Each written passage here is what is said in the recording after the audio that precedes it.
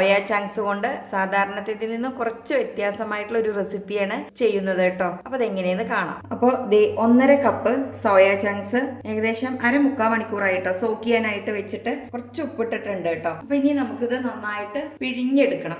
നല്ലോണം വീർത്ത് വന്നിട്ടുണ്ട്, കണ്ടില്ലേ? ഇനി നല്ല പോലെ ഇങ്ങനെ പിഴിഞ്ഞെടുക്കണം. എന്നിട്ട് നമുക്ക് മിക്സഡ് ജാറിലോട്ട് ഇട്ട് കൊടുക്കാം. ഒട്ടും വെള്ളം പാടില്ല.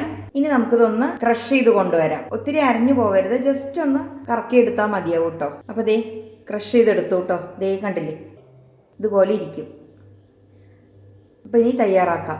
സ്റ്റൗ കത്തിച്ച് ചൂടായ ചീനച്ചട്ടിയിലോട്ട് വെളിച്ചെണ്ണ ഒഴിച്ചു കൊടുക്കാം.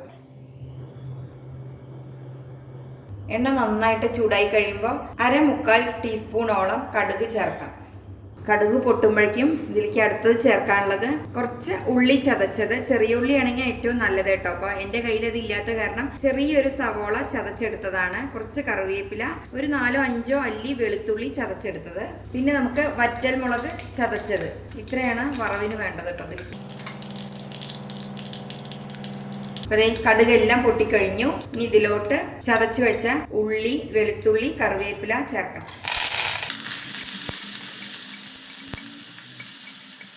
ഒപ്പം നമുക്ക് 2 വറ്റൽമുളക് ചേർക്കണം കേട്ടോ. അത് കടുക് പൊട്ടി ഉടനെ ചേർക്കേണ്ടതാണ്, ഞാനത് വിട്ടുപോയി.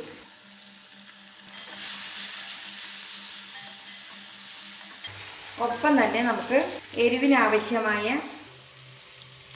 ചില്ലി ഫ്ലേക്സ് ചേർക്കാം. നമ്മളിതിൽ കുറച്ച് കുരുമുളക് പൊടി, കുറച്ച് പച്ചമുളക്, കുറച്ച് കാശ്മീരി ചില്ലിയൊക്കെ ചേർക്കുന്നുണ്ട്. അപ്പോൾ അതിനനുസരിച്ച് വേണം ഇത് ചേർക്കാൻ കേട്ടോ. എരിവ് എപ്പോഴും ഓരോരുത്തരുടെയും പാകത്തിന് ചേർക്കുക. ഒന്ന് മൂത്ത് വരട്ടെ. അപ്പോൾ ആ വെളുത്തുള്ളിയും ഉള്ളിയൊക്കെ നന്നായിട്ട് മൂത്തു കേട്ടോ. നല്ലൊരു മണമൊക്കെ വരാൻ തുടങ്ങി.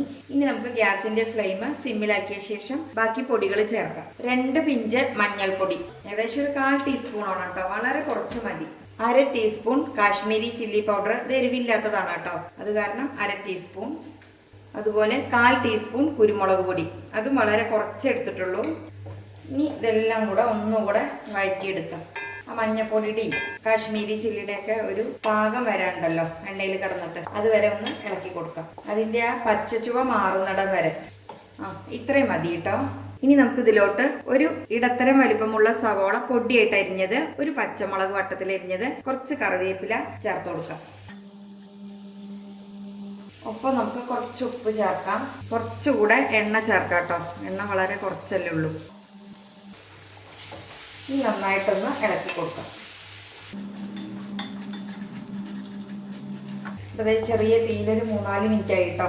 ഉള്ളിയൊക്കെ ഒന്ന് മൂത്ത് തുടങ്ങി. ചെറുതായിട്ടൊന്ന് മൂത്തിട്ടേ ഉള്ളൂ കേട്ടോ. കണ്ടില്ലേ, ഉള്ളി കാണാനുണ്ട്, എന്നാൽ ഒന്ന് കുഴഞ്ഞു വന്നിട്ടുണ്ട് കേട്ടോ. ഇനി നമുക്ക് ഇതിലോട്ട് 1/2 ടീസ്പൂൺ ഗരം മസാലപ്പൊടി ചേർത്ത് കൊടുക്കാം. നന്നായിട്ട് ഒന്നുകൂടെ ഇളക്കി കൊടുക്കാം.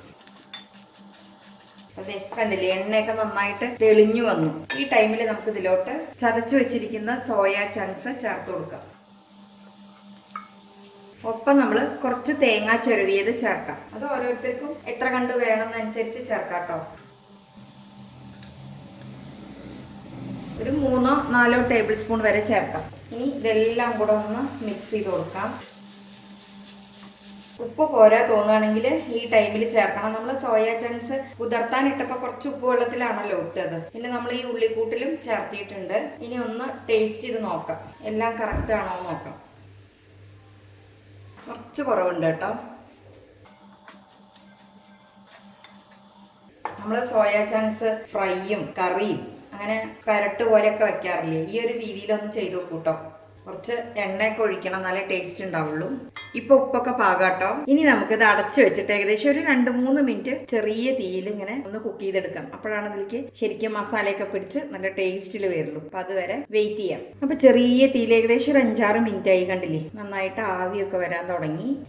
നന്നായിട്ട് ഒന്നുകൂടി ഇളക്കി കൊടുക്കാം. ഞാൻ ഇടയ്ക്കിടയ്ക്ക് ഒന്ന് ഇളക്കി കൊടുത്തായിരുന്നു കേട്ടോ. അപ്പം നന്നായിട്ട് കുക്കായിട്ടുണ്ട്.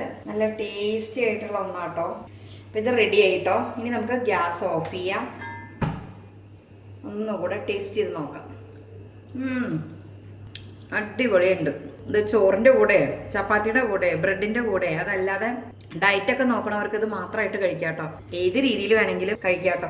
എനിക്കിഷ്ടം നല്ല കട്ട തൈരൊഴിച്ച ചോറിന്റെ കൂടെ കഴിക്കാനാട്ടോ. അപ്പൊ നിങ്ങൾ എല്ലാവരും ഇത് ഉണ്ടാക്കി നോക്കണേ.